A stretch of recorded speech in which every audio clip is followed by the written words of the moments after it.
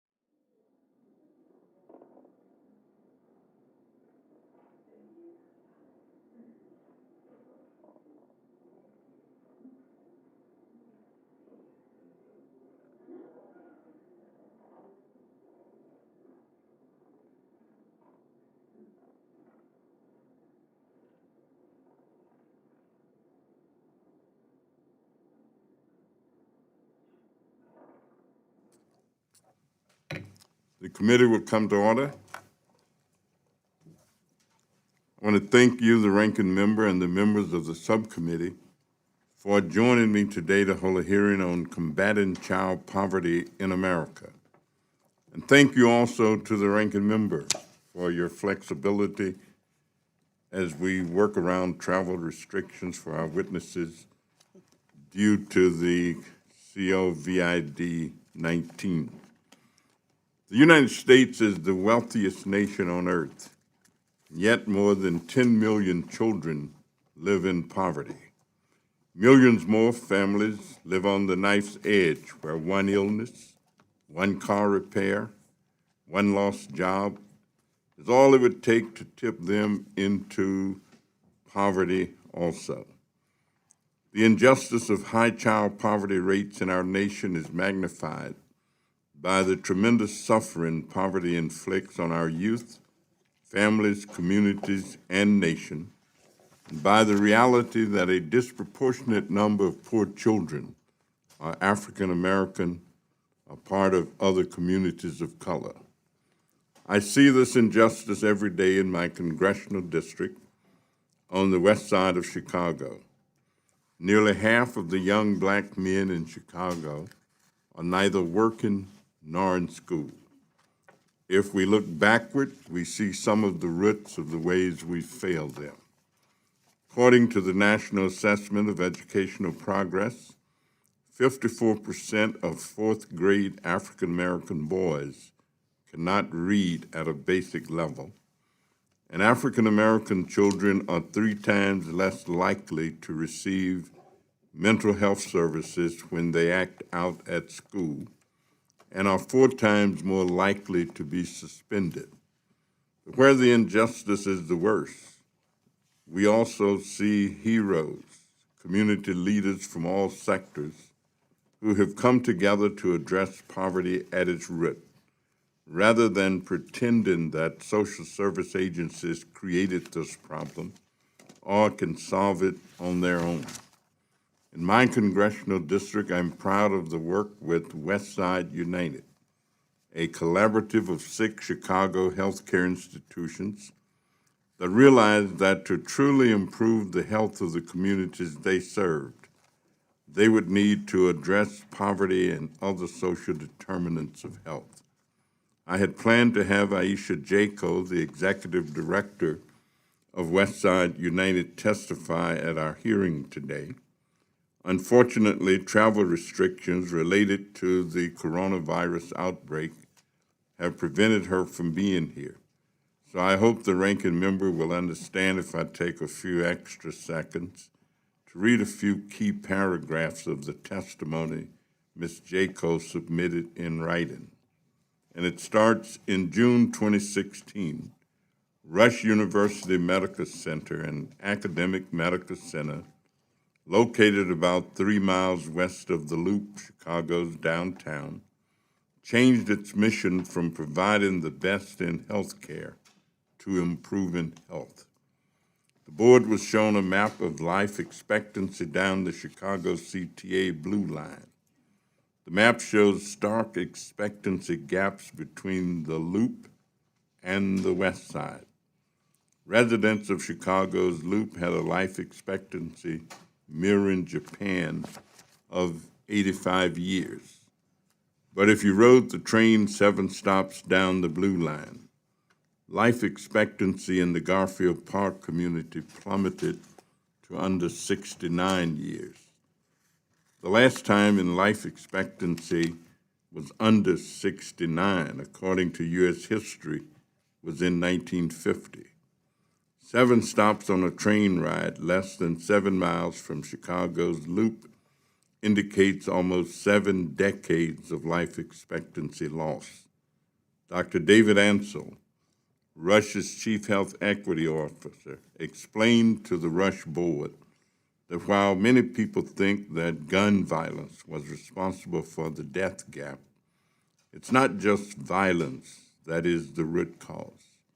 It's heart disease, cancer, and infant mortality that's responsible for more than 60% of the premature deaths in these neighborhoods. At the root of these is poor health.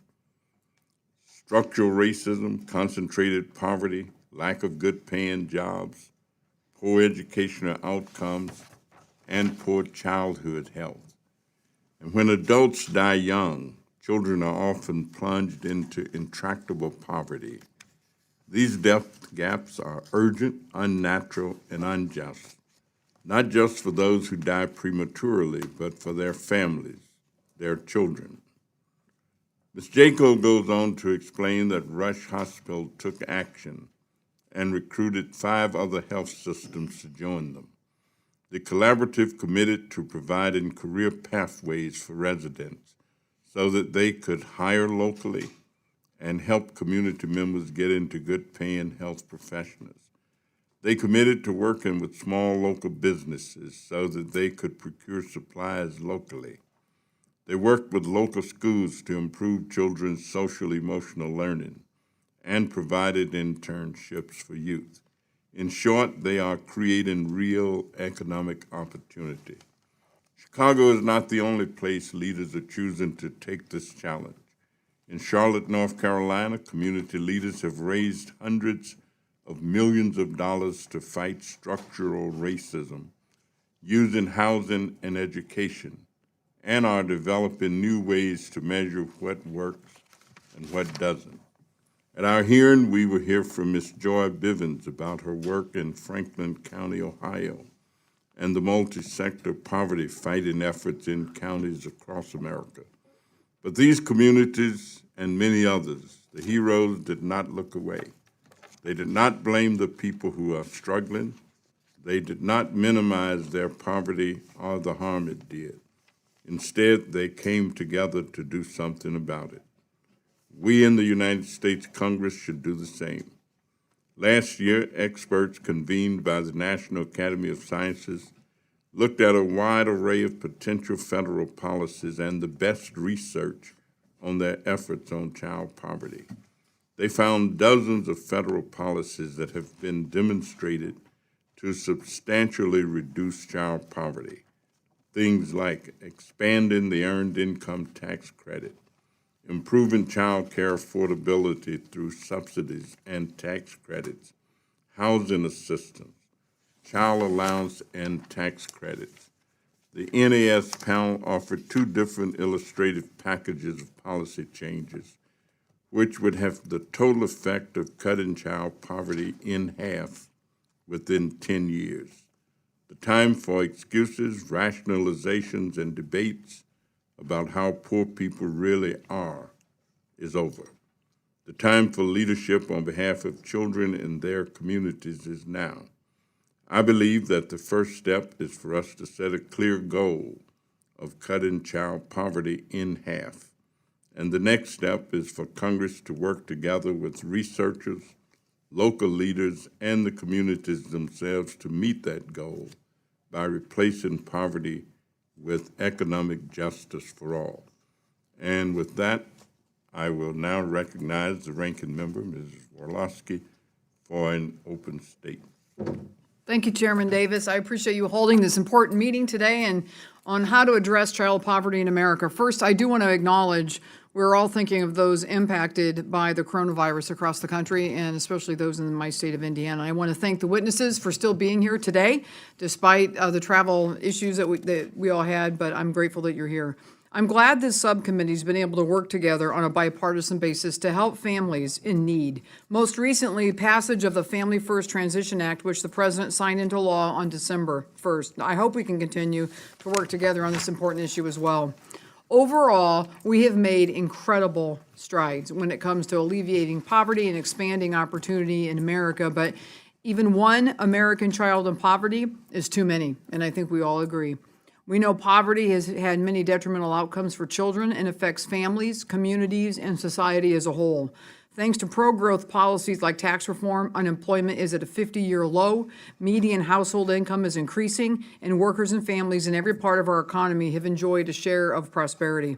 With incomes rising for Americans, the poverty rate is at its lowest since 2001. We're lifting families out of poverty and moving them back into the front lines of the labor market, empowering people to have better lives.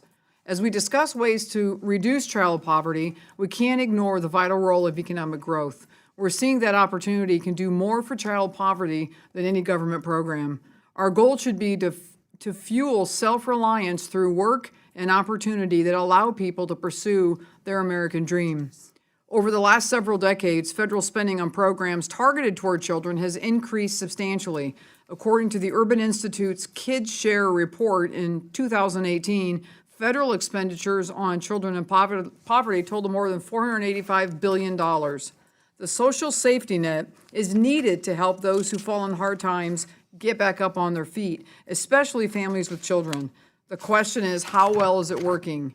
One of the reasons I helped launch the bipartisan What Works Caucus is to make sure taxpayer dollars are invested in programs that are backed by evidence and data. Rigorous evaluations of anti-poverty programs will improve outcomes of children, families, and communities nationwide. For too long, there's been a lack of accountability and evidence as to which programs actually work. Even when there are alarm bells about accountability, existing spending is usually not questioned.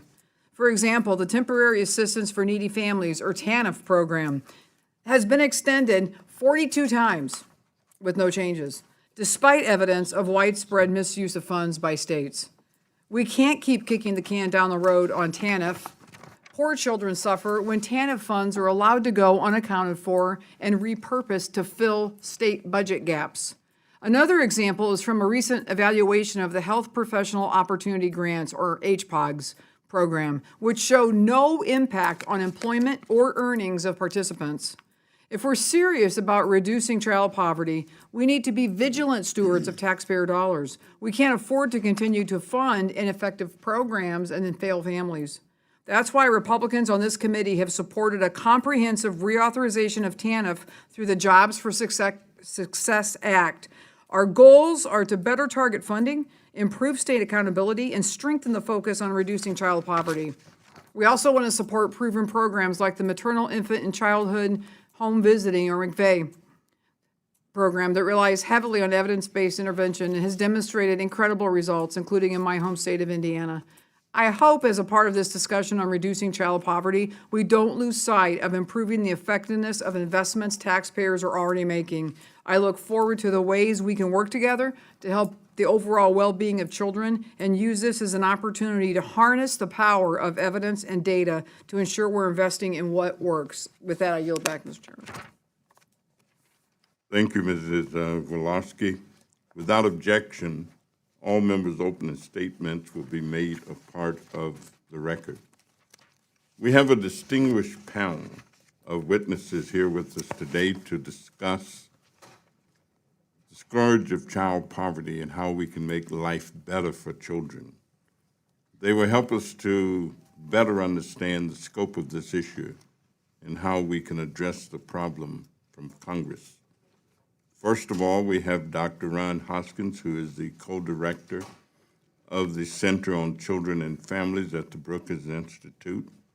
He was one of the authors of the recent National Academy of Science study called Roadmap to Reducing Child Poverty.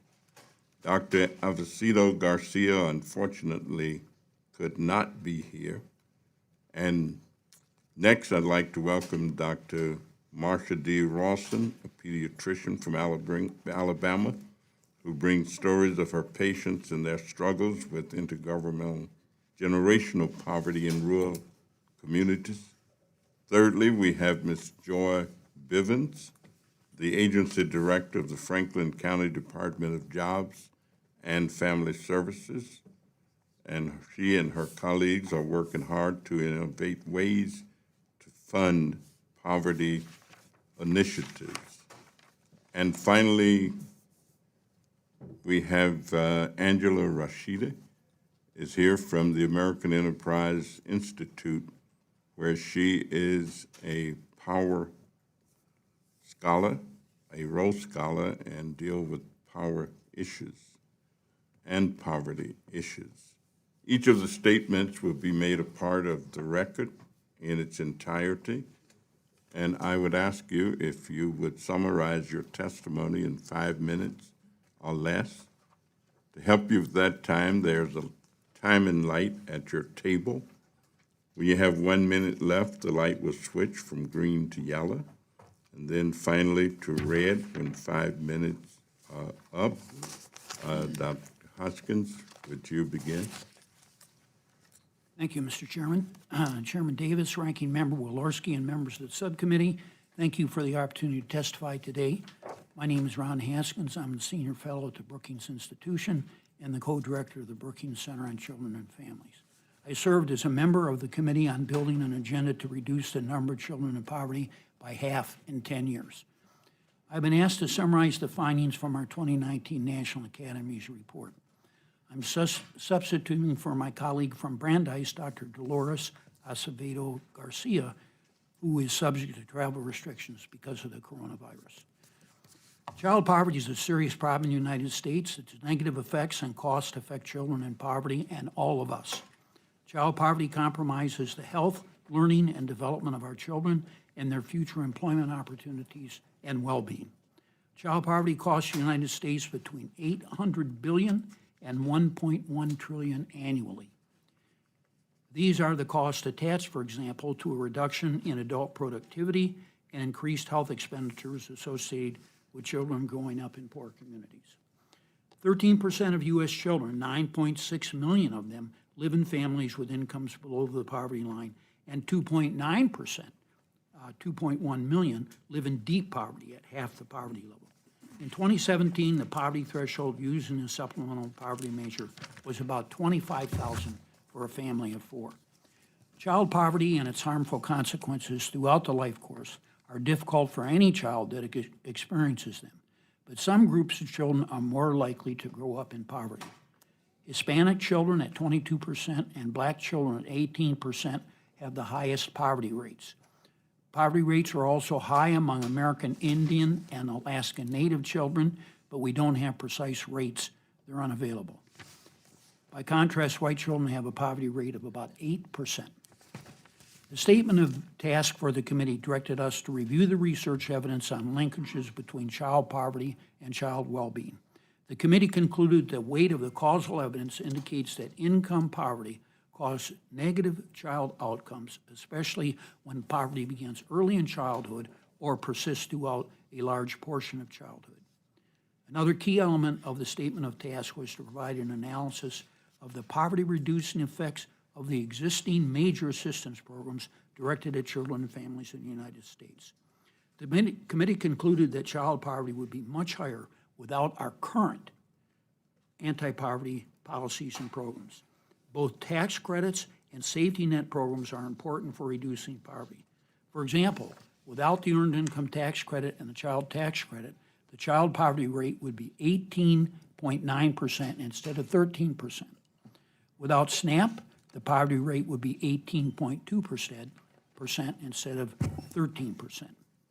Despite the important poverty reduction effects of existing programs, 13% of U.S. children are living in families with incomes below the poverty line, and 2.9% are living in deep poverty at half the poverty level.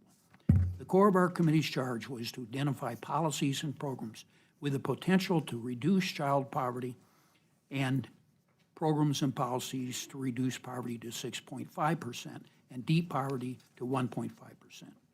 The committee used several criteria, including the strength of the research and evaluation studies, the magnitude of reduction in child poverty and deep poverty, and program costs in analyzing the programs and policies. The committee then developed 20 individual policies, none of which on its own reduced poverty by 50% over a 10-year period. Across all our committee criteria described above, several policy and program proposals stood out. A 40% increase in the Earned Income Tax Credit would decrease child poverty from 13% to 10.9%, but would have only modest impacts on deep poverty. It would strongly encourage work and cost $20 billion annually. The committee's expansion of the Child and Dependent Care Tax Credit would generate $9.3 billion more in annual earnings than cost the budget of $5.1 billion. Its ability to reduce child poverty and deep poverty is relatively modest. A child allowance of $2,000 per child per year paid monthly would strongly reduce child poverty from 13% to 9.6% and deep poverty from 2.9 to 1.8%. Because none of the individual programs reduce child poverty by 50%, the committee also considered 4 packages, combinations of policy and programs. Increases in work was one of the committee's criteria for selecting policies. All 4 packages include policies that promote work, like expansion of the EITC and work supports. 2 of the packages, 3 and 4 in the small chart below my testimony, were estimated to achieve a 50% reduction in child poverty. Package 3, the means tested support and work package, combines expansion of the EITC, the Child and Dependent Care Tax Credit, with expansions of 2 existing income support programs, SNAP and housing voucher programs. The cornerstone of Package 4, the Universal Supports and Work Package, is a $2,700 per child per year child allowance. Package 4 also includes an expansion of the EITC and the Child Dependent Care Tax Credit. The costs of these 2 packages are substantial, $90 billion and $110 billion a year, but small compared with the aggregate cost of child poverty to the nation, which we estimated at between $800 billion and $1.1 trillion per year. Because these 2 packages combine policies that increase work and pay among low-income parents with policies that strengthen the safety net, they not only cut poverty in half, but also reduced employment and earnings. In addition, our statement of task directed us to identify policies and programs that would both reduce poverty and deep poverty by half. Package number 1, which has an exclusive focus on programs that benefit workers, does not achieve the goal of reducing poverty by half. Therefore, achieving the goal of reducing child poverty by half requires the use of income support policies and programs such as SNAP and housing subsidies. Child poverty is not an intractable problem. It is possible for developed nations to reduce child poverty by 50%. The United States did so from 1970 to 2016, and the United Kingdom did so in under a decade from 2001 to 2008. The rigorous evidence and policy simulation results our committee assembled suggest that we can do it again, and we know how to do it. Thank you for the opportunity to testify. Thank you very much. Thank you, Dr. Haskins. And now it's my pleasure to recognize the gentlelady from Alabama, Representative Sewell, to introduce our next witness. Thank you. Thank you, Mr. Chairman. Thanks for holding this important hearing on combating child poverty. I have the distinct honor of introducing a woman who is well known in our state for fighting on behalf of children, all children. She's a pediatrician for the last 4 decades in Brewton, Alabama. Her name is Dr. Marsha Ellison. Dr. Ellison is a breath of fresh air for a state that has lots of children that live below the poverty line, a state that has not expanded Medicaid, a state that has recently tried to put more resources into childhood literacy, but until we have a healthy child, we won't have children that can read. She's a true credit to her profession. She served several capacities at the Academy of American Pediatricians, including being a past president. She even has the distinct honor of having an award, the Marsha Ellison Advocacy Award, named in her honor. She is the mother of 3 grown children and 4 grandchildren and served as foster parents for 7 children. She's married to a doctor, Dr. Dan, and she is a breath of fresh air for the citizens of Alabama. I'd like to also say that she gave me a wonderful prescription earlier today that I'm going to share with you because it's not just for me. I think it goes for everyone on this committee.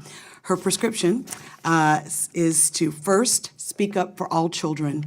Secondly, take care of yourself. And thirdly, get reelected. I like that one. Dr. Ellison. Thank you, Ms. Sewell. Dr. Ellison, you may now begin. Thank you.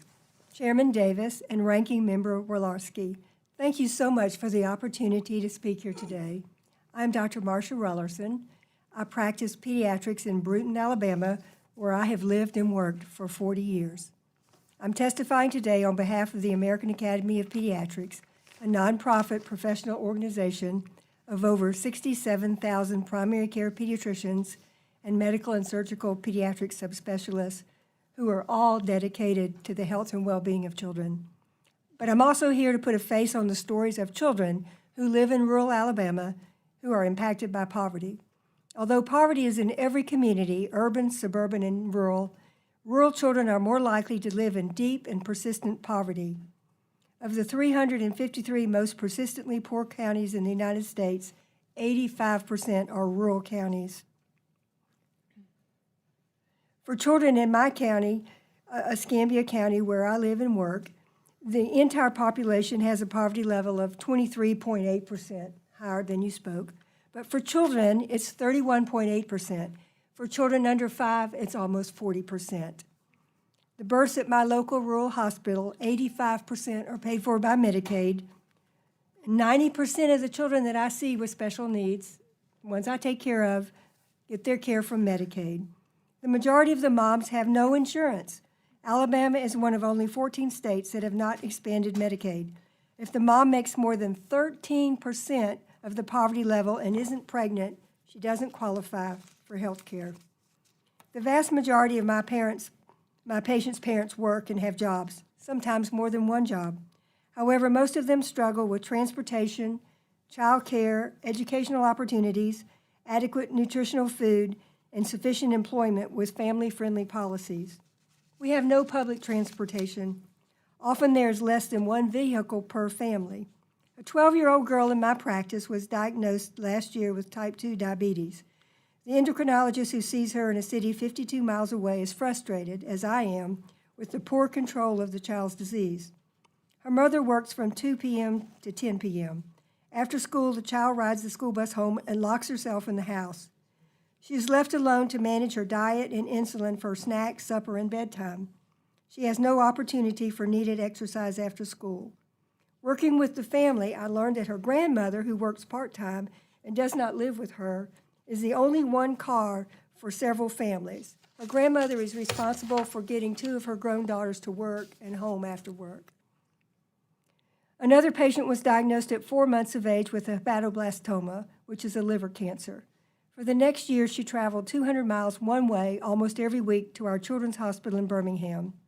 The child required radiation, surgery, and chemotherapy. Mom lost her job. She had problems keeping her car repaired, buying gas, and paying travel expenses.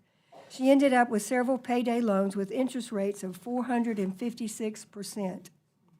Fast forward several years. The child is cured, has some hearing loss from her treatment, but her mother had to file for bankruptcy, is now dealing with serious mental health issues herself, stemming from her child's illness and her financial struggles.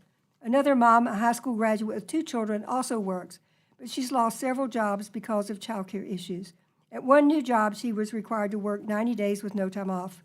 After 80 days on the job, one of her kids got sick. Her backup childcare plan fell through.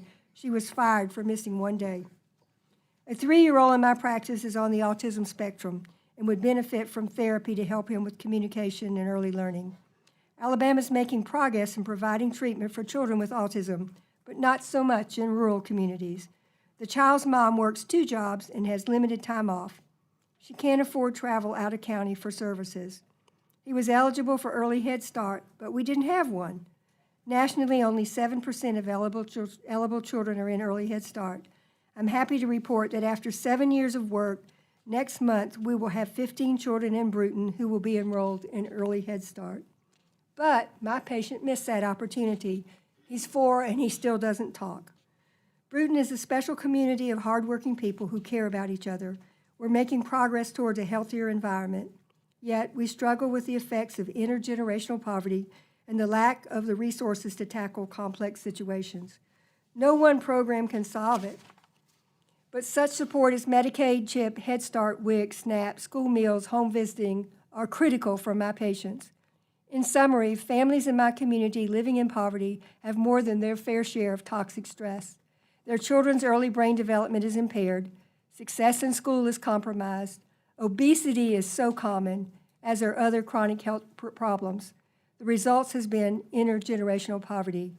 Thank you for listening. I look forward to your questions.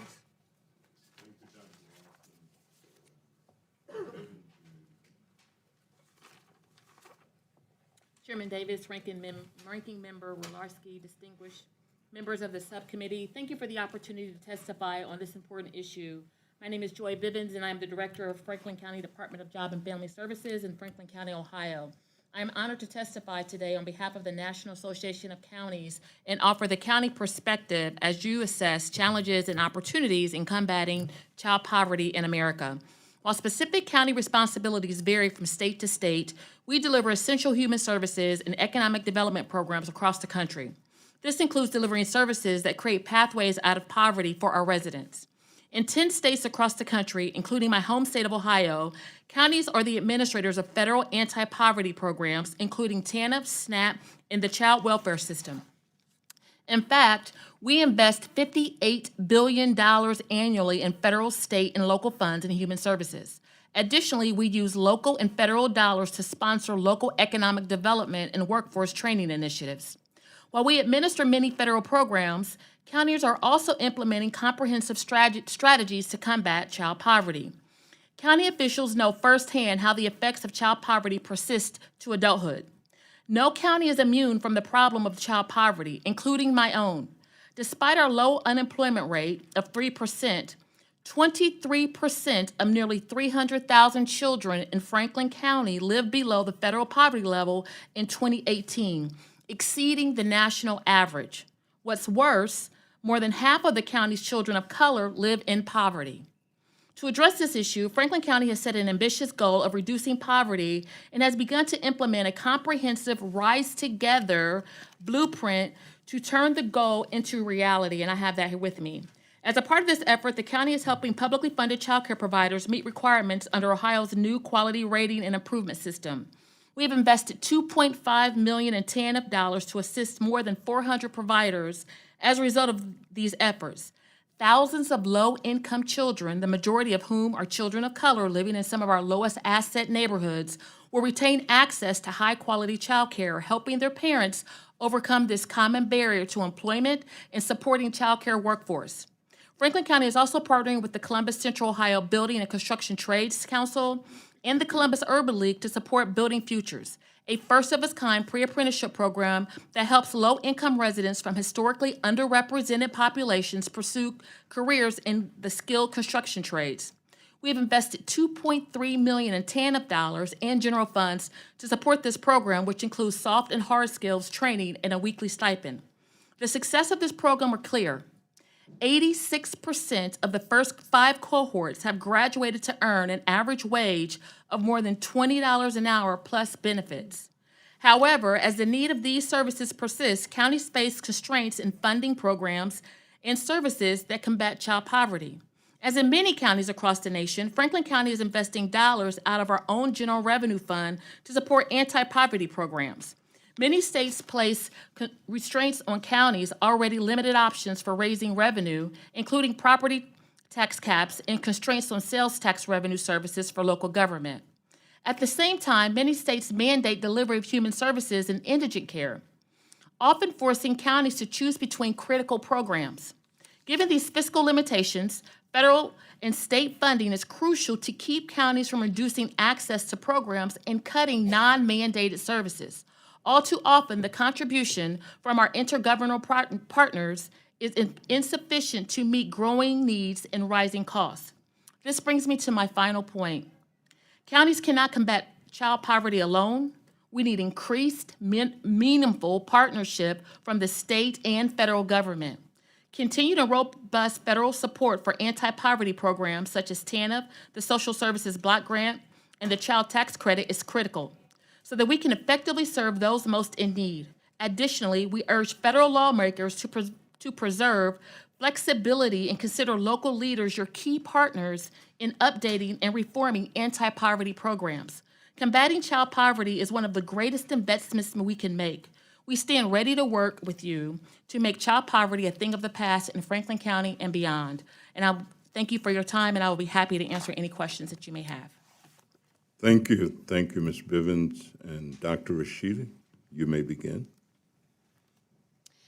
Chairman Davis, Ranking Member Walorski, and members of the subcommittee, thank you for inviting me to testify on the important issue of combating child poverty in our country.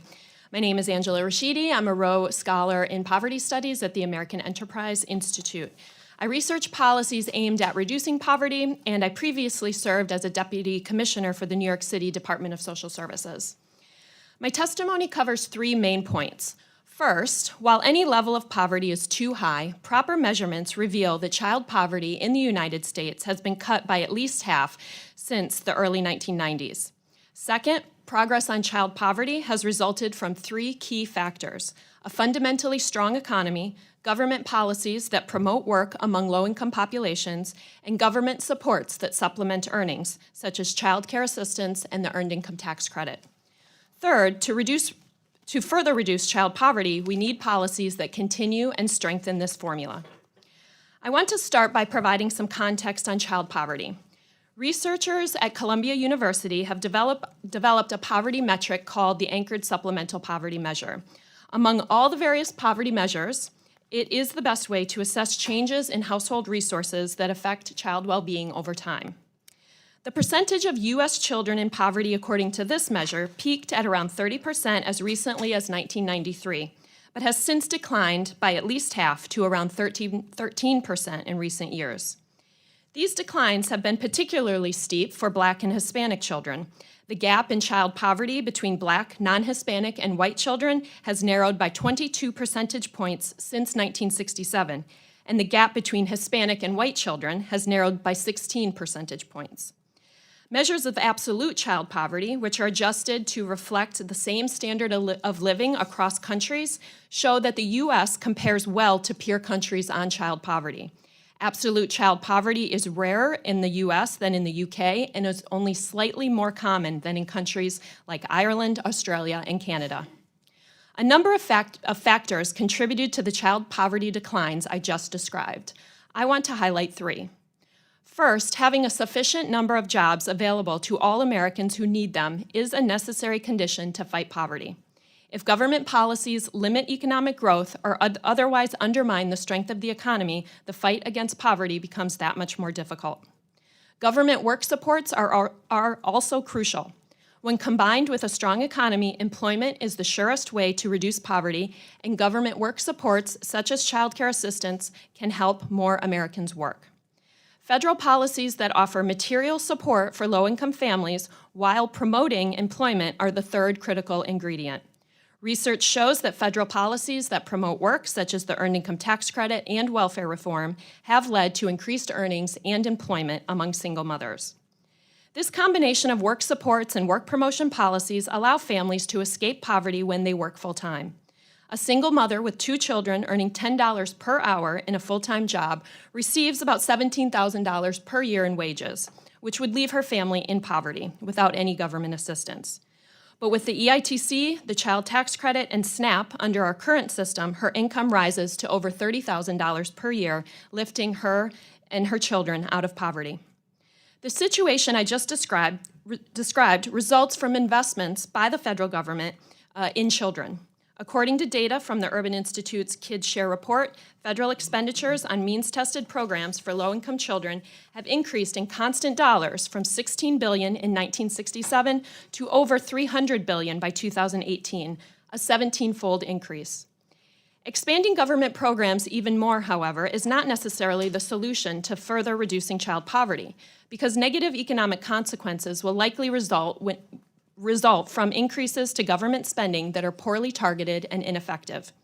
I am particularly concerned about proposals like a universal child allowance or large expansions to the child tax credit. These policies risk weakening the connection between government assistance and employment and risks changing the private behavior of individuals to reduce employment or savings. To further reduce poverty, we need policies that continue and strengthen the formula that has worked well over the past 3 decades. This committee's Jobs for Success Act is one good example of how such an approach could be realized by better engaging low-income families in work and better targeting federal funds to those most in need. Over the past half-century, millions of families have found their way out of poverty through employment and government policies that promote work. As we consider ways to reduce child poverty even further, it is important that we recognize the progress we have already made and continue to strengthen the policies that have made this progress possible. Thank you, and I'm happy to take your questions. Thank you, Dr. Rashidi. We appreciate your testimony. We will now proceed under the 5-minute rule with questions for the witnesses, and I will begin by recognizing myself. Before I do, though, I'd like to ask unanimous consent to insert into the record the statement that would have been presented by the Westside United Group had they been able to attend. Without objection, so done. Let me ask, this question of poverty and poverty reduction has been elusive. Many people have felt that it's almost impossible, and they don't think that much is going to be done or can be done. Dr. Haskins, on the work that you and your colleagues did on the roadmap to reducing child poverty, you informed us of efforts and activities that this subcommittee and other members of Congress could be using. You also talked about what could happen with particular ethnic groups or certain populations. I come from an African-American community. I've lived in it all of my adult life. What are some of the things you think could work and do, in fact, and have worked for communities like the inner city of Chicago? I think that our report shows, and most other reports and individual studies, that one of the great ways to decrease poverty is to increase work. And we have a number of government programs that subsidize work. And in fact, you probably haven't a chance to look at this yet, but if you do, and look at those charts at the end where we try to figure out ways to reduce child poverty by half, we combine programs, both benefit programs and tax credits that require work. So under our way of looking at things and based on tests of these approaches, you get a double benefit here. You get government benefits that increase income, and then you get more work, which also increases income. So you get a double benefit here. And we currently have many policies like that, including the Earned Income Tax Credit and the Child Care Tax Credit that do the same thing. And if you look at in our report, you'll see there's several examples of that. So that's one key lesson. If you want to have the biggest impact on poverty, increase programs that subsidize work, that require work, and that provide a benefit over and above the wage, because most of the people who are in poverty will earn a low wage. So that's one very effective way. I am a big fan of the Earned Income Tax Credit.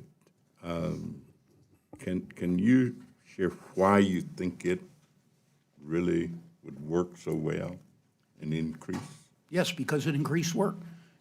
People found out that if they work, they not only get the wages from their work, but they get money from the Earned Income Tax Credit. And this program has been going on for decades, and it's had the same effect all along. An interesting political perspective here is that it should resolve some of the differences between Democrats and Republicans, because for Democrats, there's more benefit for work, and for Republicans, there's more work. So both sides get some of what they want. And if we can figure out more ways to subsidize work and to get people to work more, and our study shows that we already know many ways to do that, both sides will get a political satisfaction as well. Thank you very much. Ms. Bivens, let me congratulate you on the initiative work that you and your colleagues are doing in Franklin County. This business of partnership creation, are you saying that if partnerships are created in communities, then the impact of that partnership is far more effective than any one entity or working alone? Or what's the experience of working through the partnership? Absolutely, Mr. Chairman. So, in Franklin County, again, with our blueprint plan, one of the things that we did was we went to the practitioners, those who can most tell us best how to assist them, to move them up the economic mobility ladder. And that was individuals actually living in poverty. We went into homeless camps, we went into the jail system, we spoke to single moms, we spoke to anyone and everyone that would assist us in developing a blueprint so that we can be strategic. And in those conversations, again, those were individuals and families living in poverty. We then worked with our community stakeholders, our business leaders, our governmental leaders, and through the goals that was identified from those living in poverty, we developed this blueprint that has 13 goals, 120 action steps to collectively move together for the same goal, but in a unified manner. Too many times, I believe that there are so many programs across our community, and everyone's working towards a different goal, but no one's coming together. This blueprint aligns, convenes, and advocates for policy as a unified force. So that's the benefit of working collectively together. When you look at the Building Trades program, it's us working with the unions in the Building Council, in addition to our governmental supports that provides that wraparound service for individuals going through those programs so that they can be successful as they earn their trade once they graduate and move into a better economic situation. Thank you very much. Thank both of you. And it's now my pleasure to recognize the ranking member, Wolodarski, for 5 minutes. Thank you, Mr. Chairman. Thanks to all of you again for being here today and sharing your experiences. Mr. Chairman, I would like to ask unanimous consent to insert this article into the record from the Journal of Economic Perspectives that features an analysis of the official poverty measure and alternative measures to poverty. One of the co-authors of this study is James Sullivan, an associate professor of economics at the University of Notre Dame, who's been doing an incredible amount of work on this issue. Without objection, so ordered. Thank you, Mr. Chairman. My question, Dr. Rashidi, is from 2010 to 2018, a period of significant economic expansion in this country, child poverty rates dropped by 26%, from 22 to 16%. A growing economy lifted 4.5 million children out of poverty. In comparison, the work-based universal supports package described in the National Academics of Sciences report has an estimated cost of $44 billion to achieve an equivalent goal of child poverty reduction of 4.3 million children.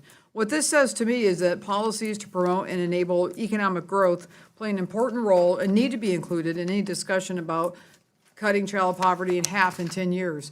Can you comment on the costs of the different packages for reducing child poverty included in the National Academy's report, and then whether the authors took into account economic policies as well?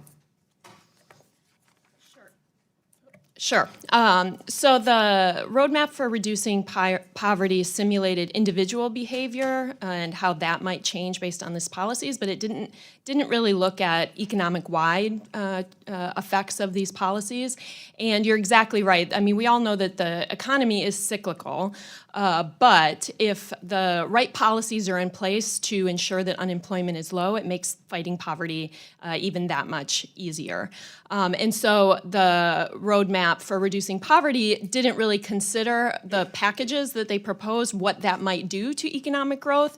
And I think that it's clear that if those policies in any way depressed economic growth or made the number of jobs available less, it would make it much harder to achieve the poverty reduction goals that they set forth in that report. Can you also comment on how do you think TANF fits into the conversation, and what kind of changes do you think we need to make to that program that really could help reduce child poverty? Sure. TANF actually plays a really big role because we've talked quite a bit about the importance of employment. The families that go to state agencies to receive TANF are generally not working. So they're temporarily unemployed. They're looking to get back into the labor market. And TANF is really that kind of springboard into the labor market. And so I think some of the ways that TANF can be strengthened is, and this has been proposed in the Jobs for Success Act, is on one hand really strengthening engagement with those families that come to TANF agencies without employment. Right now, when people come to TANF agencies with health issues, for example, they're largely ignored. They're exempted from work requirements. They're not put into programs. I think the goal around engaging everyone in employment-related programs is a good one. The second positive aspect to that bill is that it holds states accountable for outcomes, meaning things like getting people employed and making sure that they stay employed versus what we currently have, which really is just holding states accountable for putting people in activities. And I think that focus on outcomes through TANF can really kind of bridge this gap between people who are currently unemployed and getting them into the labor market so they can benefit from all these programs that we've talked about. I appreciate it. And I have to say, Dr. Rollerson, I have to agree with Representative Sewell that if you were in my district, I would be very, very proud of the work you're doing. But let me just tell you this. My husband and I are former missionaries, and we were working in the nation of Romania in Eastern Europe with street kids that were living below the grounds and sewers for a time before I got into Congress.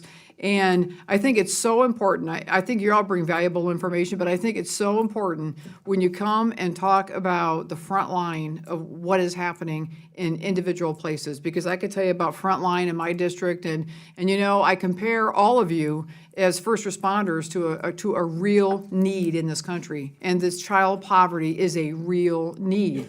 Together, I know we can do great things, but I just want to thank you for coming and for the work that you do.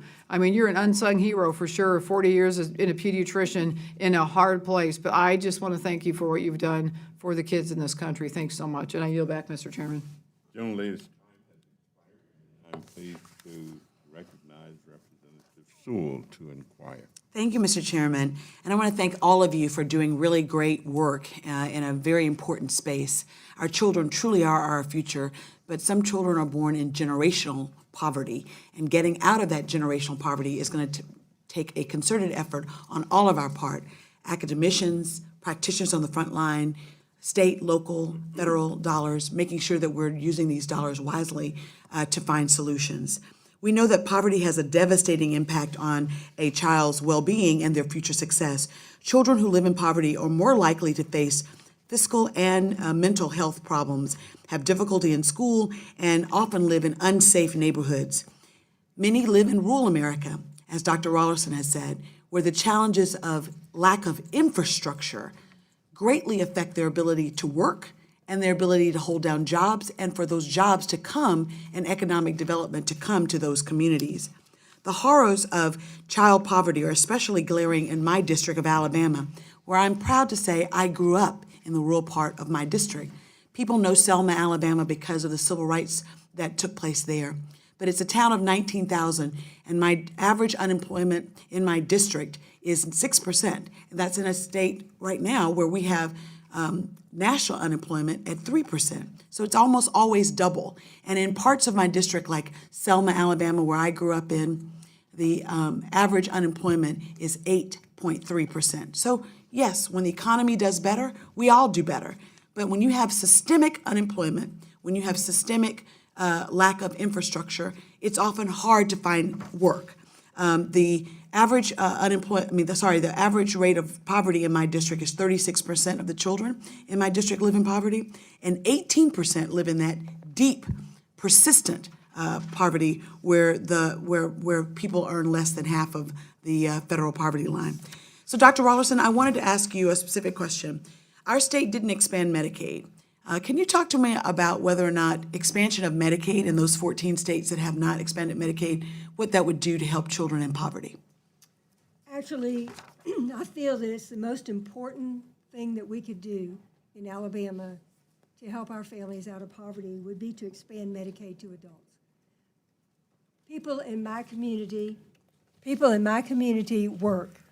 So I'm listening to y'all about work. They all work. I have only one mom out of the over 100 special needs kids I have whose mom is not working right now. They work, but they work in jobs where they don't have health insurance. And what does that do? If they get pregnant, they can get Medicaid, but it's usually the second trimester. They come into that pregnancy with chronic illnesses like high blood pressure, heart disease, diabetes, and they aren't well when they become pregnant.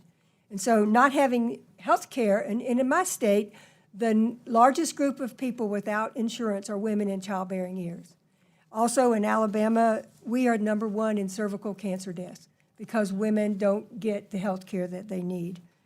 But I was hoping you would ask me a little bit more about my feelings about how to get kids out of poverty. I did. I will ask it. Go for it. It's a little bit different. What do you think? If you're my family's talking to work. policymakers, so talk to me about what you think the solutions are. Okay, there's a program called Reach Out and Read that I've been involved in for 25 years. What we do as pediatricians, we start with the babies and we talk to moms about reading a story to your child. It helps with communication. It helps the child want to love books. And they begin to love that book more than that TV or that cell phone. And we give them books and we talk about how this works. Early Head Start is almost non-existent in rural Alabama. It's a great program. Women can enroll when they're pregnant. Their baby can go there when they're 6 weeks old. Instead of being parked in front of a TV somewhere, the children are getting stimulated in the most important years of brain development, those first 3 years. We don't have that. Only 7% of our kids have that. Home visitation programs, extremely important. Evidence-based programs like Parents as First Teachers, the HIPPY program, the Nurse Family Partnerships. We don't have those in rural Alabama. There are 3 counties around Montgomery that have it. We don't have it in Lower Alabama. I'm from LA, Lower Alabama. We don't have it. SNAP is extremely important to help. It doesn't feed a family for a month. No, it doesn't. But it does give them some extra money for food. Breakfast and lunch programs, and now the summer feeding program that we've just started in Bruton in the last couple years, and something called Backpack Buddies, yes, which our local community pays for. We fill the kids' backpacks on Friday with nutritious food that they can have for the weekend. And then one of the things I've worked on a long time and haven't gotten anywhere is the payday loan situation. Military families by federal law are protected from payday loans. Rural Alabama, not at all. There are 11 payday loan and car title loan in my small town of about 7,800 people. 11. They push people into permanent poverty. Transportation, we have no transportation. My own local hospital has something we call the WOW van. It was named by an elementary school kid in a contest. WOW stands for Wheels of Wellness. The Wheels of Wellness van takes children and pregnant women to doctor's visits. But we have only one van, and our hospital and community support that. We need 3 or 4. If a child gets sick and has to see the physician because they're really sick, it's already booked up because it pretty much takes people to appointments, not for acute illnesses. A lot of the sick kids in my community end up in the emergency room at night because the car is off with the worker, and there's no way to get to a place except the emergency room, which is really not the right place for children to be cared. But my most important thing is expanding Medicaid to adults. I want my community to be healthy. I want women to come into their pregnancy already being treated for their high blood pressure and not suffering preeclampsia. I want the women's problems with obesity and poor nutrition to be dealt with long before they become moms. We don't have that in Alabama. We need that. Thank you. Well, I just want to say, Mr. Chairman, I wish I could bottle her up and send her across America, just a wonderful, solution-oriented pediatrician who's looking to help her community, and we look forward to working with you on those. Thank you very much. Let's bring it to the west side of Chicago. Can't have her. Dr. Winstrup, it's your turn. Well, thank you, Mr. Chairman. Thank you all for being here, because what we're hearing today is really somewhat of a summary of a very holistic approach to people. Not just a problem, but to people. And that's what's so important. You know, in my practice, I had a lot of people with socioeconomic conditions that were very difficult. I served on Cincinnati Board of Health. I get this, and it's you know, right in front of your face sometimes, and the problems with transportation to healthcare make a difference. You grow up in poverty, you're in an old building, your child's eating lead chips, they get you know, that damages their brain sometimes permanently, or their brain development, unhealthy eating, or lack of access to healthy foods. All these things, for that child, that's forever too. There's long-lasting effects. It's not just, well, they'll grow out of it, or if things change when they get older. Some of this is there for good. And I'm pleased, you know, I think a lot of times we have done for years, silo these programs, right? You go here for this, here for that. You know, you've talked, and I'm so grateful because some of the things we've worked on in the Jobs for Success Act, Workforce Opportunity Realignment Kickstart. This is bringing work opportunities together with TANF. That's what we need, because it's all one approach. And we're so siloed. We're siloed here, which silos you at home, because you have to go here for your health care, you go here for your housing, you go here for your nutrition. Well, that's a full-time job sometimes. And I want to eventually get down to asking you about local flexibility. So, for example, in one of my counties, for a short period of time, caseworker had opportunities to make decisions. I meet a family, a couple with 6 kids living in a one-room cabin. He said, I can't take the third shift job because I have nowhere to sleep when I come home.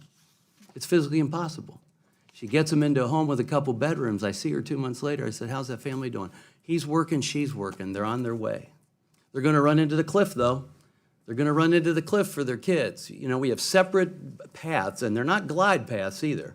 They're cliffs. You're now making too much, your kids lose their health care. We've got to talk about this more. You know, you talk about bringing things together holistically. What is it that family or that individual needs? In that case, the first thing they needed, they had a place a shelter over their head, but they needed bedrooms. You see where I'm going with this? We've got to bring, I think, a lot of this down to the local level, where the person that is seeing the I want to say patient all the time, excuse me, the person, and dealing with them, goes to their homes, sees their conditions, can make decisions that will lead towards a path of hopeful success, with success being that someday maybe you don't need us anymore, right? And we can break some of these cycles. So, you know, I think we've touched on today what I was going to ask about, your opinions on where some of these combining of programs. You know, I want that caseworker to be able to talk to you, doctor. You know, that's the key, and I want that caseworker to be able to get the benefits that person needs for the healthy delivery, et cetera. And I'm also really pleased, I know in Cincinnati with our Child Poverty Collaborative, we've had Brookings and AEI together, you know, working on these issues. What I'm asking, especially Dr. Rashidi, Dr. Haskins, you've complimented some of the things that are taking place. What more can we do? What other changes can we do, especially from this level, to lead to greater success? Whoever, doctor. Well, I agree with you that I would have a lot more flexibility at the local level.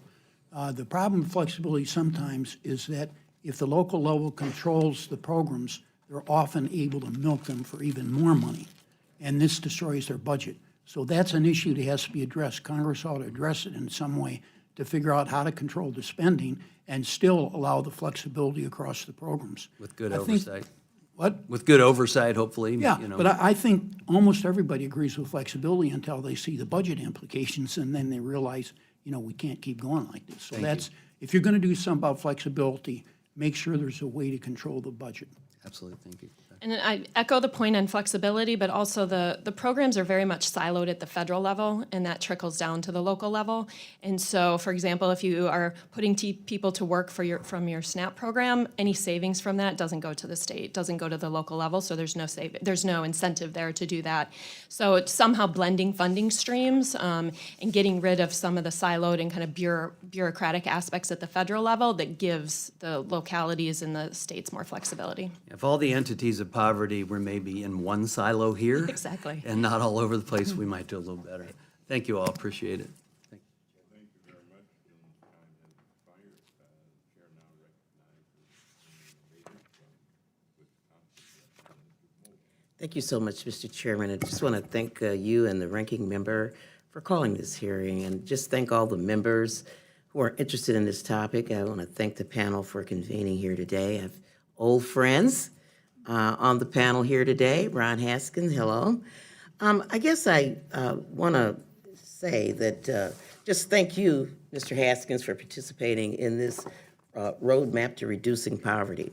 And it seems to me that the conclusions were, just in summary, Ms. Bivens, were that, what were the summaries, if you could summarize it in just 15 seconds? Of our particular blueprint, I'm sorry. Is that Yeah, what you're referring to? the, So I don't have that report. oh, you don't? I'm referring to the Wait, Franklin give County me, Poverty Blueprint Plan. okay, I'm sorry. Mr. Haskins, can you just give me, real quickly, 15 seconds? So I would say one of the biggest findings is that you can't reduce poverty by half, as we were charged to do, unless you combine across programs.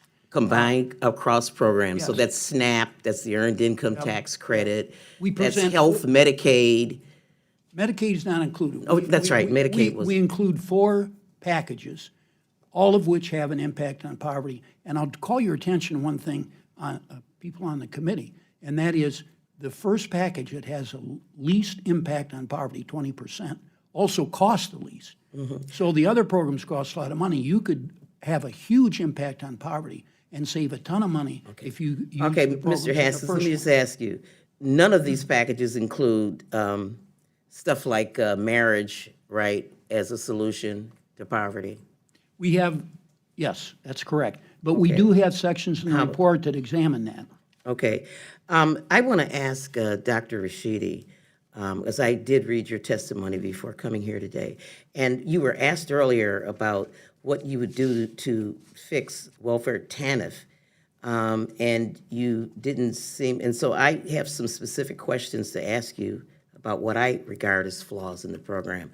If we're going to promote work, how do you do that when you don't allow education and training as part of the program? That's part of the TANF program. Then we have these work fair programs where people work for free. In addition to the responsibilities to take care of their kids, they're like required to be engaged, wasting their time. I think one of my colleagues on the other side mentioned the high marginal rates. What's the incentive to work if as soon as you make $10 an hour, which is nothing, suddenly you're cut off for SNAP, Medicaid, and my God, you made the best point here today, is that the economy is cyclical. So how does having a 5-year time limit fit in with an economy that's cyclical? And I believe that Ms. Walorski, our ranking member here, raised an issue of, I forgot what her point was, but anyway, I guess did you say that the healthcare program was not a good program? The health professions program? We have a health professions program that might be a good path for welfare recipients to get into, but in our current budget, the president is eliminating it. So I'm yielding the rest of my time to you to sort of explain how the findings of the report and your assessment that TANF is is okay, that the structure is okay. How does that fit in with your assessment? Sure. So education is allowed under TANF for up No, to a not, no, no, 12-month no, really. period. Really, Is you can do- I know, don't I, Ron? Tell her that I know. We met in 1996. Well, we can ask around. You can do education for full-time for 12 months in TANF. And so that's allowed. In New York City, where I was... Is that true, Dr. Haskins? Yes, What kind of education? there are a whole variety of things. that Yeah, can be done. okay, go on. Yeah, so in New York State, where I was involved in the TANF program, we did allow two-year college as part of that education requirement. So that's a 12-month where they can participate in that full-time. For those who exhausted that 12-month period, we did combine 2 days of education and training with 3 days of what we called work experience program, like you mentioned. And it was successful in New York City. People simulated work and then participated in education. This report says that doesn't work.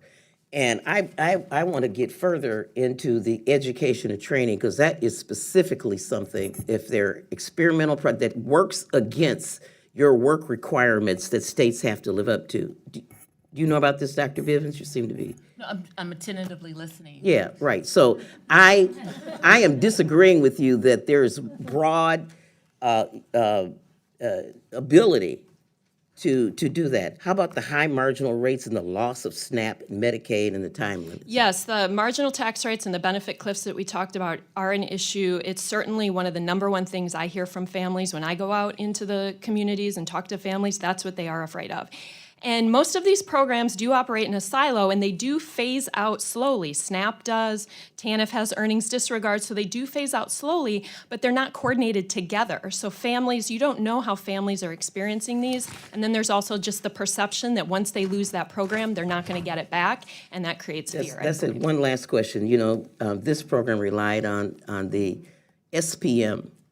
I just want to know, and so it was what it was. You were asked to use the SPM as a measurement of poverty, and you indicated that you thought that was important.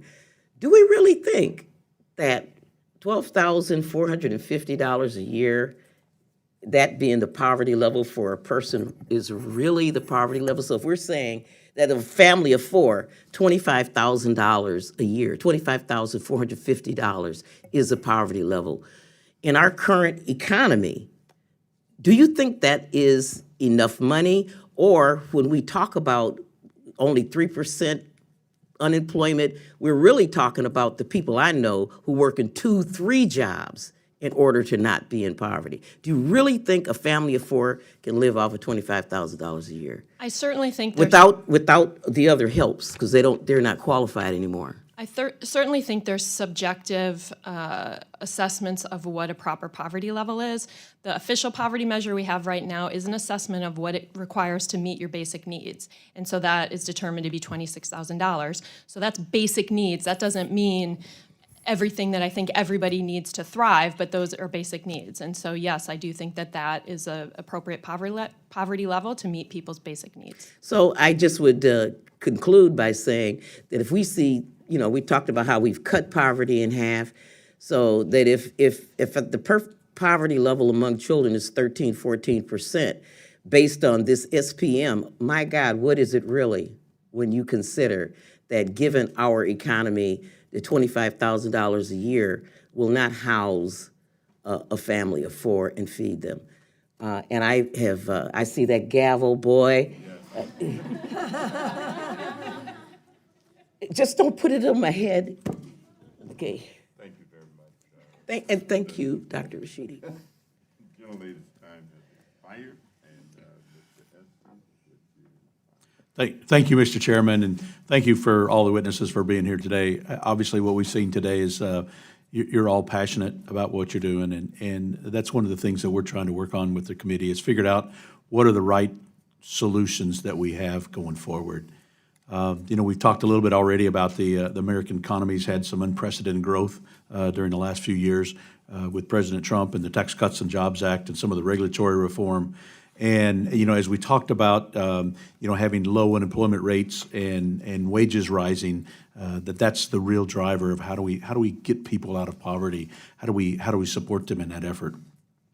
And now as people are lifted out of poverty and becoming less dependent on those government programs, we do I think all agree that, having one child in poverty is too many. We need to figure out what's the right programs, what's the right policies we need to implement to help support that.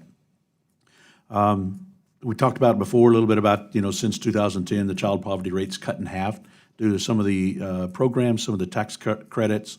And in 2018 alone, the United States invested $485 billion in programs to confront and combat child poverty. In addition, my home state in Kansas, we've been particularly successful in working to reduce the childhood poverty rates, not only in my district, but across the state with some child and dependent care tax credits.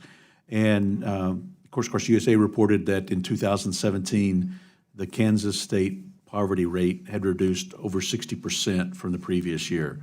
And additionally, we have the second lowest supplemental child poverty rate in the nation. I mean, part of that's due to some good effort that was done at the state level in terms of looking at how do we make the right policies implemented and help support people in their effort to get good paying jobs, whether it's education, whether it's job training, whether it's helping make sure that they can get into the workforce and to help with that effort. So, as we look at making sure that we support the economic growth and reducing child poverty, we want to make sure that families are able to take care of and take advantage of this thriving job market. So we're focusing on that. We're looking at that today, and I'm glad that we're all here. I'm glad you're here. I did have some thoughts, Dr. Rashidi. We've provided some significant government funding to address the issue of trying to get even that one child out of poverty, and recognizing that exponential growth in spending is not feasible. Are there programs that are better leveraged, that offers better opportunities that we could make sure that we direct current funding to support those programs that have better success and ensure more success and more progress in reducing child poverty? Yes, thank you for the question. So the federal government does invest a lot of money in job training, and I think that a lot of those programs do not have a very strong evidence base for effectiveness. And so I think that should be looked at to free up money to fund things that do have evidence of effectiveness, like the Earned Income Tax Credit, early care and education, things that we just know, the home visiting programs, things that we know are going to have an effect on poverty. And just the other thing I would say is the bulk of that money that's spent on programs for low-income families is Medicaid. It's health insurance.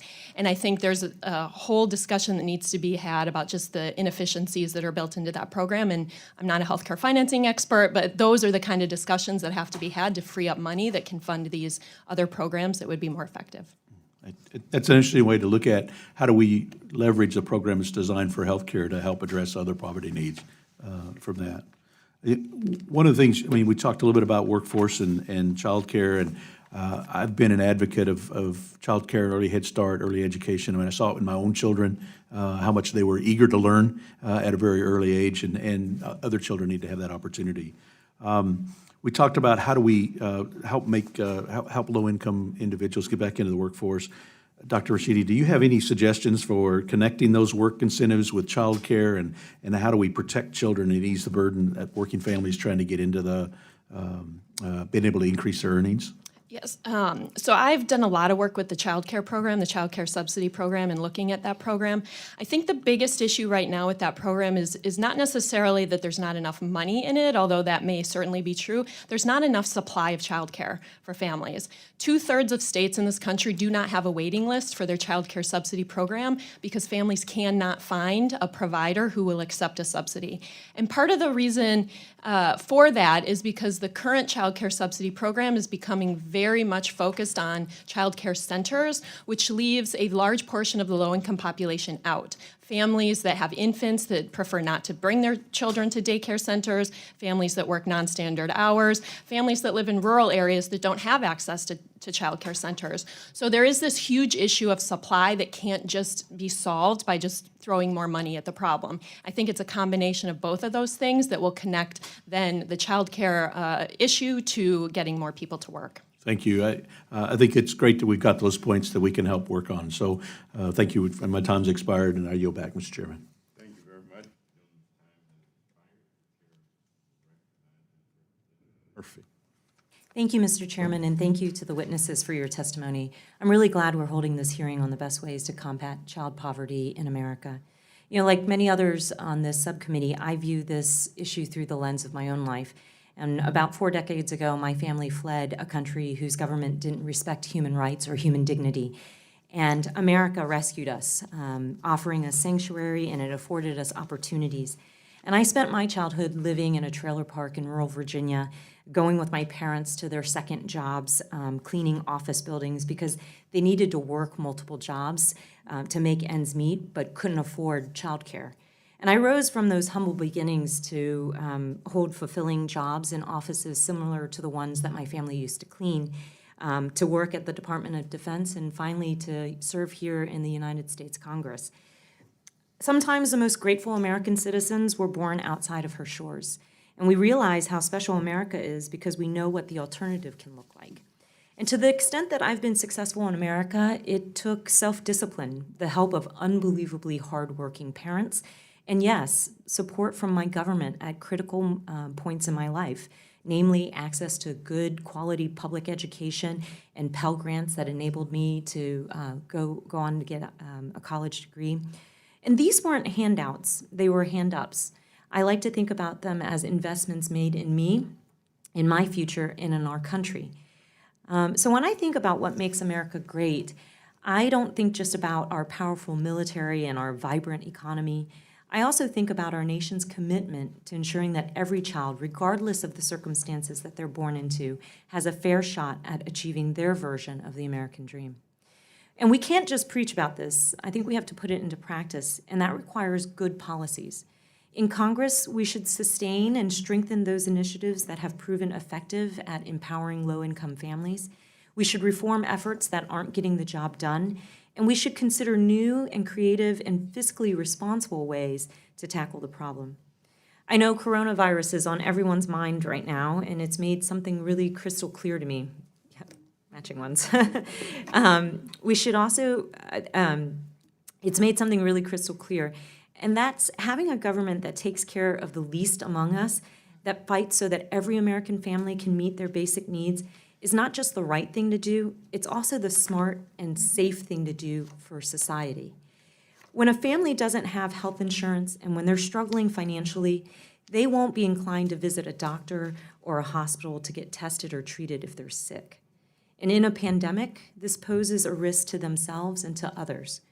And when we don't provide for our fellow Americans, we endanger them and we endanger ourselves. Coronavirus reminds us that we are one community, linked to each other, dependent on one another. Our fates are intertwined for better or for worse. Ms. Bivens, I represent a district in Central Florida. Nearly a quarter of Florida residents under the age of 18 live in poverty. Of those, almost half live in deep poverty. If you had a magic wand and could make one change to federal law to improve these startling statistics, what would it be? Thank you so much. So as we know, children do not earn wages. We call it childhood poverty, but it's unfortunate. Children don't earn wages, parents do. We know that livable wages are extremely important in moving people out of poverty. We use terms like the best way out of poverty is a job, but it's a livable job, a livable wage job, so people can move up the economic mobility ladder. So if I was going to mandate a magic wand or a policy, and I will hope my commissioners would not get upset for me by saying this, I would mandate livable wages. Then you don't have to worry about someone trying to work 3 jobs and take care of their family. And mandate health care for those employers who are employing people who are not making livable wages. I'll note that the House earlier this year passed an increase in the minimum wage as an effort to get to providing livable wage. Mr. Haskins, I represent more individuals of Puerto Rican heritage than nearly any other member, and many have left Puerto Rico because of economic conditions, and most have friends and family still living on the island. Puerto Rico and the other territories are excluded from or treated worse under many of our key anti-poverty programs like SSI, SNAP, Medicaid, Medicare, and refundable tax credits. How high is child poverty in the territories compared to the rest of the United States? And what are some policies that would help reduce child poverty in the territories? The priority is low, and the barrier is cost. And the Congress and various administrations have not been willing to pay what it would cost to make the policies equal, especially policies that have to do with poverty. President Trump has been notorious in this regard. Even the 1996 Welfare Reform Law had several provisions that made the differences in treatment of poor people, and especially non-citizens, less equal than they were before. So we not only have policies like that, we've expanded them. And I don't see any sign that we're going to change that. And if we really want to have an impact on poverty and opportunity in the territories, we're going to have to change those policies. And I'll note that those living in the territories are citizens, and I recognize I'm out of time, and I'll yield back. Thank you. Thank you very much. Gentlelady's time has expired. The chair now recognizes Mr. Rice to implore. Thank you, Mr. Chairman. I'm not on the subcommittee, and I appreciate you letting me participate. I live in Myrtle Beach, South Carolina, which is a big tourist destination, and a lot of folks know that area, but what they don't understand about it is I don't just represent that area or that county. I have 8 of the surrounding counties, 3 of which are majority African-American populations. 30% of the people live in poverty. I don't know exactly what percentage of the folks, the children live in poverty, but I would suspect it's very high. So it has been a conundrum to me, something that I've been trying to engage for a couple of years now, on how we have this situation where we have 3% unemployment. I mean, 2 years ago, Marion County, South Carolina, which is the poorest county in the state, 57% African-American, 30% of the people live in poverty. 2 years ago, the unemployment rate was 9.6%. Today, it is around 3%. And yet still, 30% of the people are outside of the workforce, and 30% of the children or their families live in poverty. And we've got employers that are desperate for employees.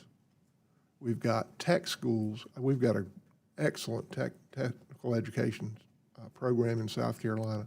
Schools are, if not completely free, almost free for people of modest means. And the tech schools, they have innovative programs like outboard motor repair, where Yamaha's donating engines because they're so desperate for people who can do this work. Welding and mechanical work and machining, and all these things have 100% placement. All you have to do is spend a year of your time and almost no tuition. It's not a loan. You don't have to pay it back. It's almost free. And yet we can't get people to sign up. We have this Dillon Inland Port that we just put right in the middle of these 3 very poor counties, and it's attracting importers and exporters from around the world. 2,000 jobs. 2,000 jobs in 2 years. It's one of the main reasons why the unemployment rates dropped so dramatically. And yet it's almost like people don't believe it. It's almost like they've been sold a bill of goods and they don't believe it. And I've been assembling community leaders and employers and tech school presidents and college presidents and high school guidance counselors and pastors to sit in a room and say, how can we hook up this big glaring need for a job on the one hand and a big glaring need for employees on the other hand? What is the disconnect? So I'm going to ask each one of you if you could do one thing to help close this gap that is just such a shame. Because right now, I mean, we have this opportunity that we hadn't had in a long time, and everyone that we can pull out of the sidelines and into the economy is a huge win for them, but for everybody else too. What's the number one thing we can do to close that gap, Dr. Haskins? I think that having more programs that offer a 2-year or 1-year degree, at least something that leads to a certification, like repairing outboard motors, and there are a whole host of these things. And these have been tried. They've been tried very well-designed experiments, and they are successful. And one of the most interesting things, we hear all the time about college students in debt. They leave the students with no debt, so they start working, and they work In the Kentucky FAME program, they start working at an average of something like $50,000 a year. That's And what they- these kids are making coming out of these programs, with Yeah. no debt. Yeah. I think we've sold the people a bill of goods telling everybody they got to have a college education. Yeah. I got to move on to you, Dr. Rawlerson. I think two things go together. Excellent care for our youngest children, coupled with reliable transportation. Yeah, we don't have any public transportation here either. See, And you know, so Dr. You need a Rawlerson, job, and what if you can't get there? well, here, the thing is, the federal government subsidizes the heck out of transportation. I mean, if the county puts up $1, the federal government will put up $2 or $3 to match it.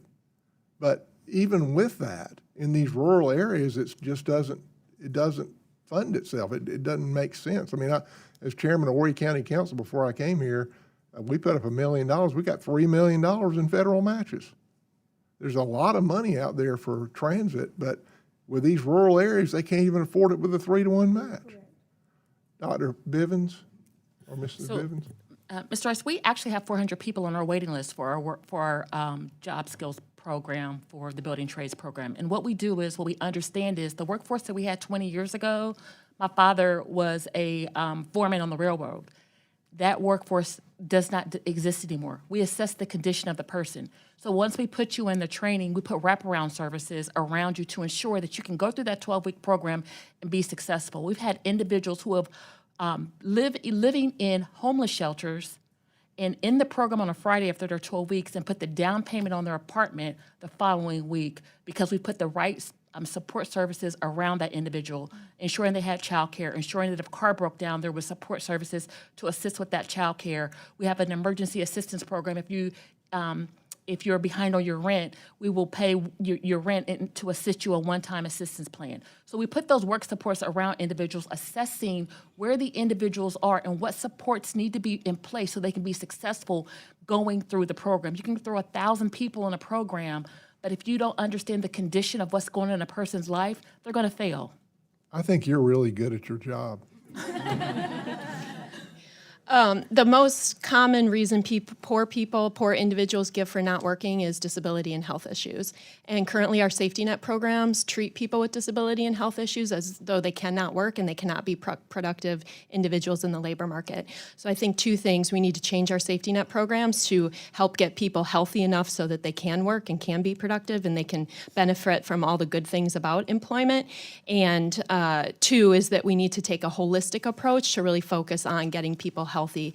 And you can see this playing out in the opioid crisis, lots of things that we just need a real focus on health. Thank you. I yield back.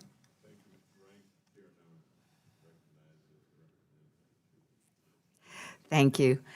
Dr. Rawlerson, as the House considers measures to help children and families who may not be able to go to work or school due to the coronavirus outbreak, I'm especially concerned about children who live in poverty. Many families can't afford to take time off and miss a paycheck, and many students rely on meals provided by their school for their daily nutrition.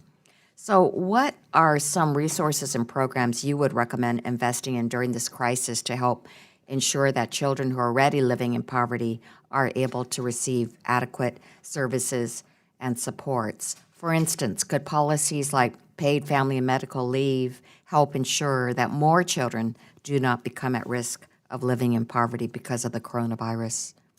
I see this as a problem that we haven't faced at all. Most of the women and young families I work with, the women work in service-type jobs. They maybe work at a local restaurant or the local Walmart, and they don't have sick leave. And if they take time off, they don't get paid. So they're likely to go into work sick and spread the virus even more.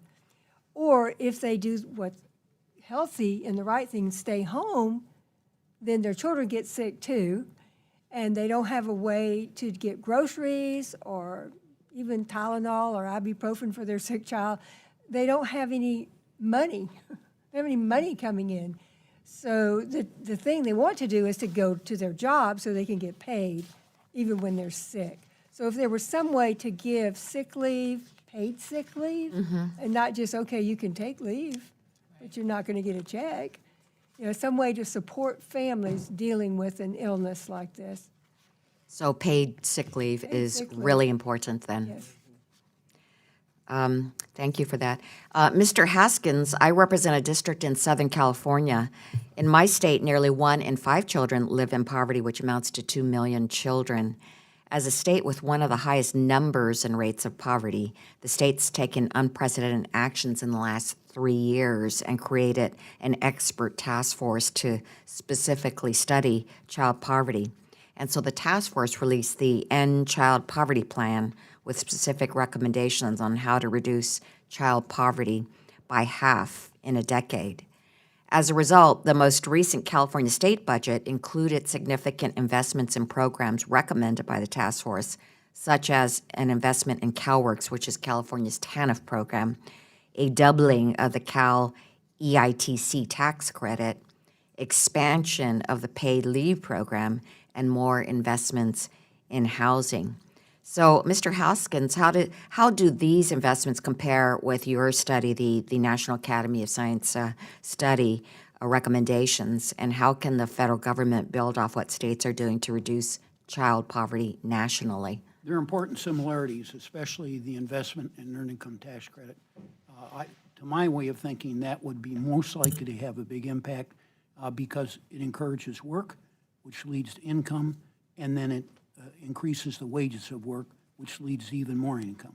So programs like that, the child tax credit is the same way. Sometimes even the child dependent care tax credit can increase work, and that would increase income. So those kind of programs are the most effective. If I had been on that commission, I would have encouraged those kind of programs, and the EITC recommendation, I think, is a very good one.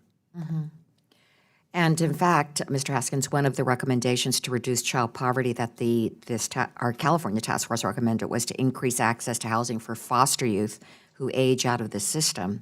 Many of them are in the child welfare system due to abuse or neglect, and they have trouble finishing high school, finding employment. And so I'm planning to introduce a bill soon that would extend foster care to age 21 for all states to help combat some of these terrible outcomes for foster youth. So, Mr. Haskins, can you describe how this measure could help reduce child poverty?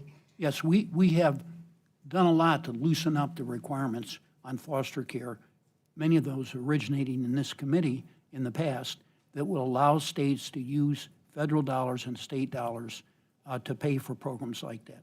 And we now have many more states that subsidize kids with education and with maintenance payments and so forth through age 21, and even beyond that in some cases. So I don't see that as an anti-poverty policy, although it could have effects on. It's a policy of equality.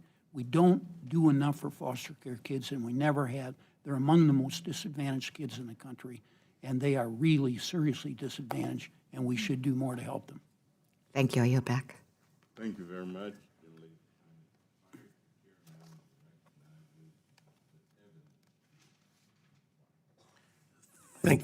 Thank you, Mr. Chairman.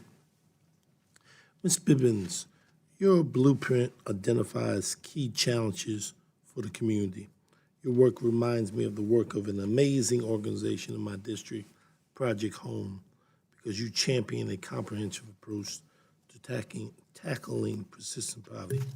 How does your blueprint address housing instability, and could your approach serve as a model for the rest of the country? What federal support would help? So, thank you, Mr. Evans. So again, there are several challenges that are identified. Housing is one of them. And I want to make sure that I get this right because I know my policy director is sitting behind me. Our commissioners have invested a lot of money into housing. And in Central Ohio, we have a housing crisis with a shortage of 54,000 affordable units. We're in need of those. That's why we've taken proactive steps to stabilize families on the edge of homelessness. We've increased the cap of our one-time emergency cash assistance program to meet the rising cost of rent. We've invested in strategies to prevent evictions and allocated $65 million over 10 years to develop new affordable housing units Thanks to this partner efforts, we were able to keep more than 300 families in their home. Also, in our eviction court, I don't know if you all have researched this, but we have about 18,000 evictions a year filings. Our municipal court also took a proactive approach to removing eviction records that are older than 3 years from a case in closure on our website, tackling a major systemic barrier for residents in finding safe, stable housing. Lastly, we also, we placed a case manager in the eviction court. So when a family goes before a judge or a magistrate and they're about to be evicted, that judge or magistrate directs them to one of our case managers and they ask them, have you applied for emergency assistance before we conduct this proceeding? If they have not, they will hold the hearing, send them to the case manager, they apply for emergency assistance right there, or they can check the status of their case if they've applied to see if they've been approved. Again, we have saved more than 300 families from being evicted. Do I believe that our blueprint can be a model? Absolutely. Do I believe it's bulletproof against poverty? No, but the purpose is to align everyone working in so many different silos, working towards the same goal, but most importantly, the people living in poverty helped us make these goals. They want to be a part of their own solution. So thank you. So, federal support, what federal support would help? Increase flexibility with TANF, of course, the earned income tax credit, and again, policies that assist in ensuring that people stay in stable housing. Dr. Haskin, I'm proud to co-lead the Working Family Tax Release Act with my colleague, Congressman Kildee, who has championed and expanded the earned income tax credit, a refundable tax credit for low-income families. How would you expand the earned income tax credit, which would happen under the legislation I'm co-leading, and help lift children out of poverty? I like simplicity, so you can just increase the percentage of the tax credit. You could decrease the phase-out rate, although a lot of people wouldn't like that because more higher income people would get the tax credit, so I'd think about that real carefully. Those are the two main things that can be done to increase spending on the earned income tax credit and have the biggest impact on poverty. I'd like to ask this question to the entire panel. Have you worked with families that have risen above and fallen back under the poverty level? What federal programs are most effective at reducing financial uncertainty for families living on the edge? So I'd like to start with you, Dr. Haskin, and each person respond to that. These are programs that deal with people who have left poverty and fallen back into poverty. The same programs that got them to leave in the first place. Now, some of these people may have additional problems and special problems like alcoholism. A lot of males now are resistant to work, are probably going to alienate people on the panel, but we have a huge increase in males who don't work. So special programs to help males work and get subsidies specifically for males would be very helpful too, I think. Doctor? The thing that I see is an illness, a serious illness in a family that sets everybody back. There needs to be more routine health care for people living in poverty so that their health issues can be addressed before they get out of hand. For instance, we have an increasing rate of obesity and diabetes in our country, and we just haven't put the effort into it to help people to turn that around. I see that families that have gotten out of poverty and then maybe the major wage earner in the family starts dealing with a disease like diabetes, and before you know it, they're back in poverty.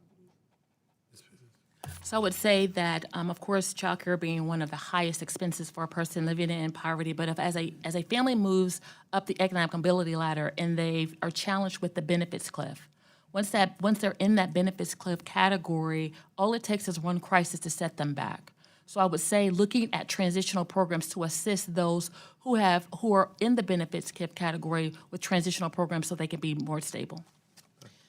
To your point about the EITC, I would make the EITC advanceable, and that would provide a consistent source of income. So even if a family leaves some of these programs, loses employment, and has to go back, they still have that EITC that is coming in an advanced way, not once a year. Thank you, Mr. Chairman. You're back. Thank you, Mr. Evans. I want to thank all of the members who have participated in this hearing. And especially do I want to thank all of the witnesses who have traveled and come perhaps with great peril to participate. It's obviously been a very interesting exchange of information and ideas. So please be advised that members will have 2 weeks to submit written questions to be answered in writing. Those questions and your answers will be made part of the formal hearing record. And Ms. Vivens, I would just say that as a former commissioner, an active member of NACO, that NACO is still doing great work. Absolutely. And thank you all so much. Thank you. With that, the Subcommittee on Work and Family Support stands adjourned. Thanks, Mr. Chairman. It's good to hear about your program. Thank you. You all were awesome.